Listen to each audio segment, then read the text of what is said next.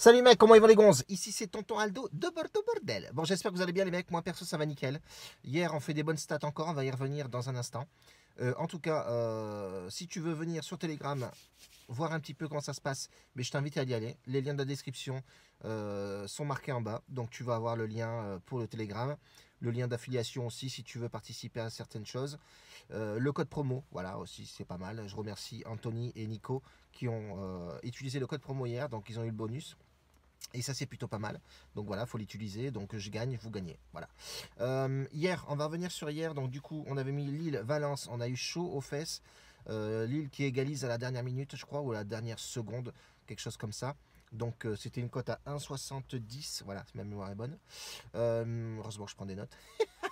Bref, 1,70 et c'est plutôt bien. Voilà, les deux équipes marquent, c'est passé. Leipzig et Zénith, on avait aussi pronostiqué les deux équipes marques et c'est passé. Et l'Ajax en sec qui nous porte défaut.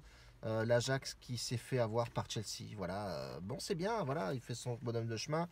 J'avais prévenu que Chelsea, c'était une équipe surprise, une équipe jeune. Et puis Lampard a fait son taf. Voilà, c'est bien joué à lui. Voilà. Et dommage pour Ajax.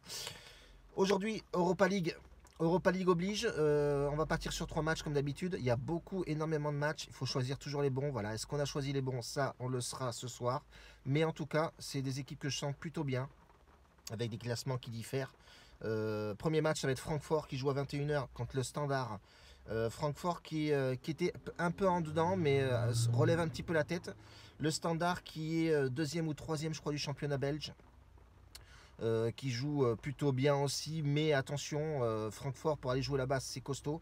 Pas de blessés à part le gardien et un autre joueur côté Francfort. Côté Standard, il y a pas mal de blessés. De ce que j'ai vu, voilà. Je partirai sans surprise sur Francfort. Voilà, jouer là-bas, c'est compliqué. Je pense que Francfort, c'est une équipe qui est tenace à domicile et je pense bien qu'ils vont faire le travail. Voilà, donc Francfort en sec, code pas ouf, 1,45. Je mettrai 5% là-dessus de ma bankroll. Tous les pronostics que je les mets dans le lien de la description. Vous allez voir, vous avez un lien avec bet.roll. Tout est affiché dedans. On reprend les choses proprement et professionnel, bordel. Deuxième match, le Sporting qui rencontre Rosenborg. Rosenborg qui n'est pas au top du top. Hein. C'est 2 défaites d'affilée dans cette Europa League. Et le Sporting, c'est pas non plus ouf dingue, voilà, même en championnat. Le Sporting, c'est pas terrible. Une victoire et une défaite pour le Sporting côté Europa League. Mais voilà, ils sont quand même bien classés. Ils sont deuxième de la poule. Rosenborg quatrième. À l'extérieur, ça va être très compliqué d'aller jouer au Portugal. Donc ça va être assez difficile. Donc moi, je partirai pareil sur une victoire sèche de Sporting qui doit consolider sa deuxième place. Et pourquoi pas faire mieux. Donc voilà, je partirai sur le Sporting. Voilà, je pense qu'ils ont toutes les armes pour faire quelque chose. En sec, c'est pareil, code pas ouf, 1,45. Je mettrai 5% là-dessus, un peu plus de confiance dessus. Troisième et dernier match, Beşiktaş contre le Braga, pardon. Braga, c'est ouf, hein. Braga, c'est plutôt pas mal, mais c'est pas non plus extraordinaire à l'extérieur. Attention, même si est largement au-dessus, je pense que Beşiktaş très mal commencé, même dans le championnat turc, c'est pas forcément le top. 2 défaites en Europa League.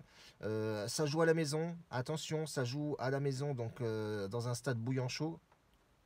Je pense pas que Braga puisse aller s'imposer là-bas, mais je les vois pas perdre. Peut-être qu'ils vont faire un nul.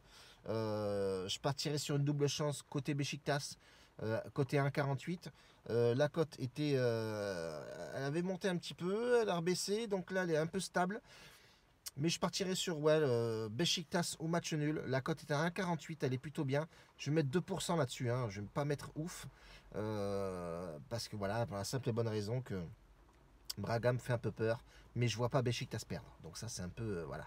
J'ai le cul entre deux chaises, comme on dit. Donc je partirai plutôt là-dessus.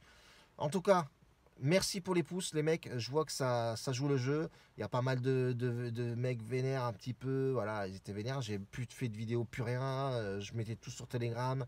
Hier, j'ai balancé un pronostic dans Telegram. C'était le buteur de Salzbourg qui a marqué sur penalty. Le cote à 2,20. On l'a passé sur le Telegram. Donc voilà. Aujourd'hui, je vais mettre un peu plus de pronostics dans mon VIP. Et je vais voir si vraiment il y a quelque chose de solide pour le mettre sur Telegram dans le chat. tout simplement. Je vous fais une grosse bise les mecs. On se capte demain. Un bacio a tutti, grazie, ciao.